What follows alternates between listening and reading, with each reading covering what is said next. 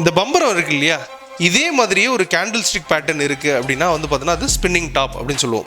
இந்த spinning top அப்படிங்கிறதுல என்ன நடந்திருக்கு அப்படிங்கிறதையும் என்ன ஆக்ஷன்ஸ் எடுக்கலாம் அப்படிங்கிறதையும் பார்க்கலாம். ஃபர்ஸ்ட் ஆஃப் ஆல் இந்த கேண்டில் இந்த இடத்துல ஓப்பன் ஆயிருக்கு. அங்கேருந்து வந்து பார்த்தீங்கன்னா ஒரு பையர் டாமினேஷன்ஸ் இருந்ததுனால மேலே போயிட்டாங்க.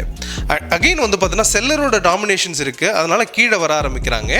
அண்ட் கீழே வந்தது கொஞ்சம் ரெக்கவரி ஆகிட்டு வந்து பார்த்தீங்கன்னா ஓப்பனை விட கொஞ்சம் கீழே வந்து செட்டில் ஆயிருக்கு. அதாவது வந்து பார்த்தீங்கன்னா செல்லரோட டாமினேஷன்ஸ்லேயே முடிஞ்சிருக்கு அப்படின்னு சொல்லலாம்.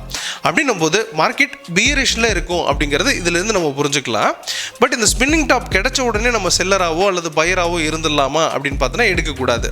அப்போ இது எந்த இடத்துல எடுக்கணும்னா, இந்த ப்ரைஸ் வந்து பார்த்தீங்கன்னா லோயர் ஹையில், அதாவது டவுன் ட்ரெண்டில் இருக்கணும், அது லோயர் ஹையில் இருக்கணும். எந்த டைம் ஃப்ரேம்னு பார்க்கணும், அந்த டைம் ஃப்ரேம் ஐடென்டிஃபை பண்ணிவிட்டு எக்ஸாக்டாக அந்த இடத்துல செல் பண்ணோன்னா நமக்கு அழகாக வந்து பார்த்தீங்கன்னா லோயர் லோவுக்கு டார்கெட் அப்படிங்கிறது எடுக்கும், அழகாக ப்ராஃபிட் அப்படிங்கிறது பண்ண முடியும். ஸோ இந்த கேண்டிலுமே எக்ஸாக்டாக வந்து பார்த்தீங்கன்னா ஒரு லோயர் ஹையில் கிரியேட் ஆகுது. ஸோ எக்ஸாக்டாக வந்து பார்த்தீங்கன்னா ஒரு ப்ராஃபிட் அப்படிங்கிறது கிடச்சிருக்கு அப்படின்னு சொல்லலாம். பட் அதுக்கு பக்கத்துலேயே ஒரு புல்லிஷ் மரபுஸும் இருக்குது, அதை நம்ம ரிஜெக்ட் பண்ணிவிடுவோம் பிகாஸ் இது டவுன் ட்ரெண்ட் அப்படிங்கிறதுனால.